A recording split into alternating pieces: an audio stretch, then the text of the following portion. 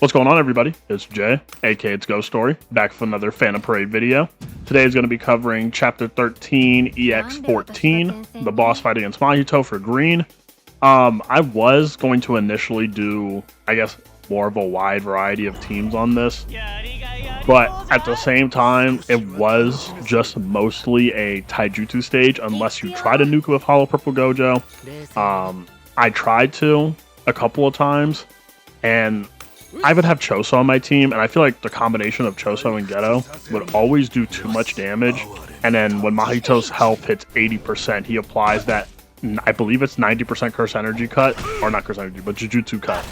So I just went the Toto route, because the Toto route's fun.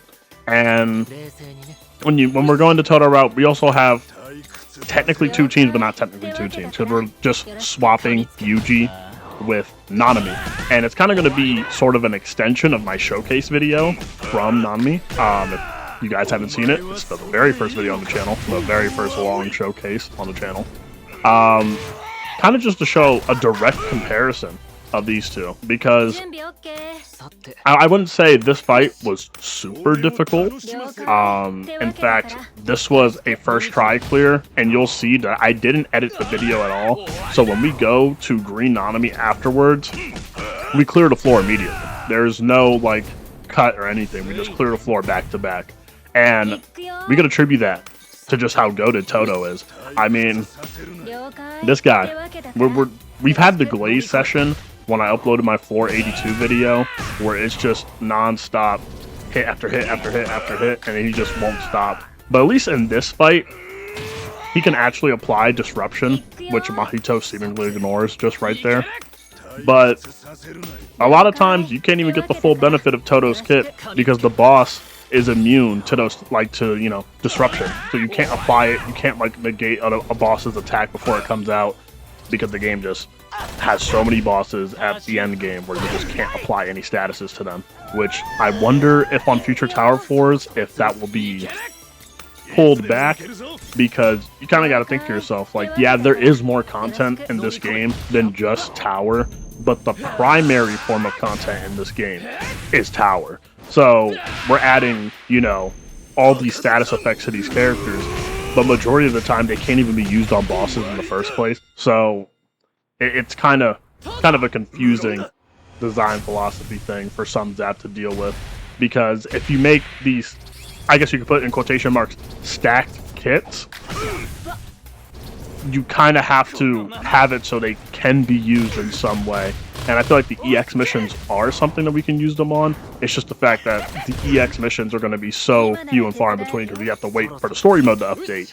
And in order for us to wait for the story mode to update, we just have to wait for just months and months and months of content to come down the line.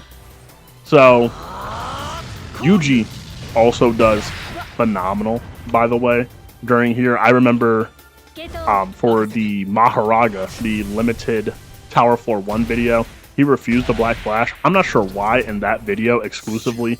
Brother hated the Black Flash. He despised it. I didn't get it whatsoever. But he was a beast here. He actually did majority of the damage for this run in specific. I believe there was like almost a 10 million difference. We'll see it together when we get to this point. But it was a huge gap. And it kind of brings me into what I was talking about for my Floor 82 video, where a lot of people will have Toto like in the lower end of tier list, and some people may be confused, otherwise the case. And just to reiterate myself, Toto isn't a super damaged, mega damage powerhouse. He's an enabler of already strong units. And it's funny, because when you guys see this video, 0.2 Gojo will already be out for a couple of days. I mean, it's depending on when if I upload this during the weekend, or if I upload it during the week. This video is being recorded on December 26th. So it's kind of like Blue Gojo, where when I saw Blue Gojo, I was initially a little bit disappointed. I mean, I made a poll on the channel. A lot of you guys were also pretty disappointed as well. Where it's like, oh, we get a Blue Gojo, and he's just not absolutely annihilating the game with no difficulty by himself. But then we just have to really look and see that's not what Sumzap had in mind for the character. And yeah, you see the difference. It's not 10 million, but a couple million. But they both hit the same DPS stat for their highest hit, which was 11 mil, I believe. I see like a very tiny screen when I'm doing this post commentary.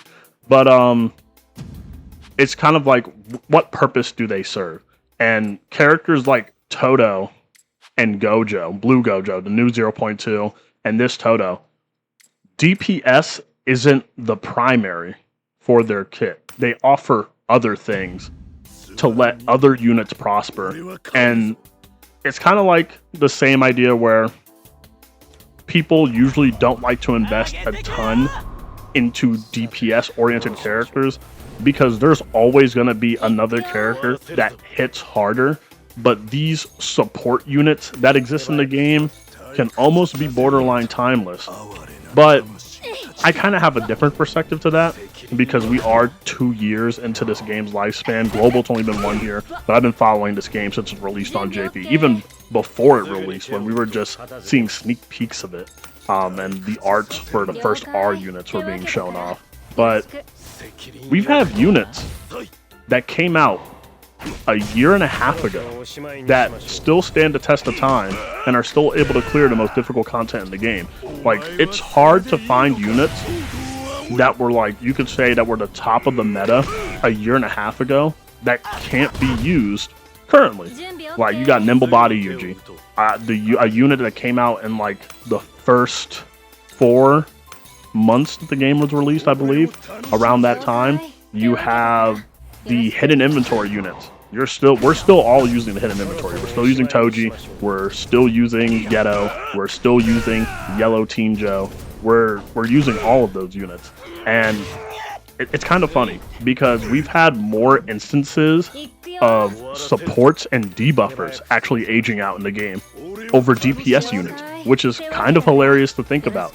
I know I also had that other poll where it was, who did you wish had a longer reign in the meta? And it was Red Anniversary Gojo, who is a debuffer for the most part, and, you know, Blue Sukuna, the DPS. And most people wished that Anniversary Gojo had a longer reign, because Blue Sukuna is still a beast. He is, like, not trash by any means, and I feel like I will have to make a video on him because I do have him A5. We'll do a long showcase on him in the future, but these DPS units are aging very well, which I think is a good thing in the game. It's pretty healthy because it gives a more wide variety of units that you can use for difficult content. For example, I mean, I feel like it's great that we could use Nanami and Yuji to clear the exact same floor, even though I believe Nanami has way more difficulty clearing out the exact same floor.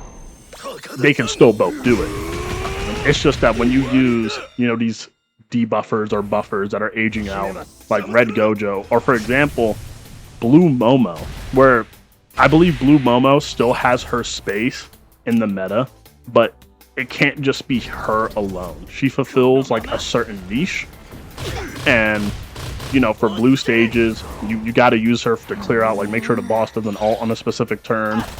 She still buffs, but she only has a 2-turn buff, and that's killer. And the same thing with like Red Gojo. Like he has the emergency effect, which the new Gojo also has, which kind of kills my vibe completely on the unit for the most part. Like, obviously I know he gets sealed in the prison realm, but does everything gotta be lore accurate for a unit?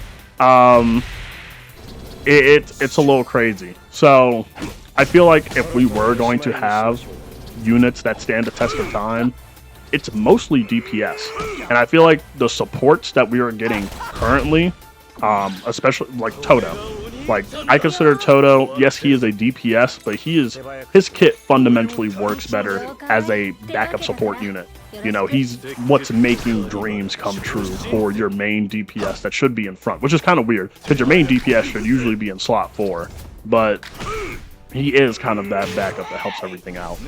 And same with Blue Gojo. Like, he's not a direct support, it's not like he's popping stat buffing, but he is, you know, he's kind of like Blue Naobito. That break damage goes crazy, and it enables characters like Blue Yuta to prosper really hard. Like, these units aren't the strongest of the strong by themselves.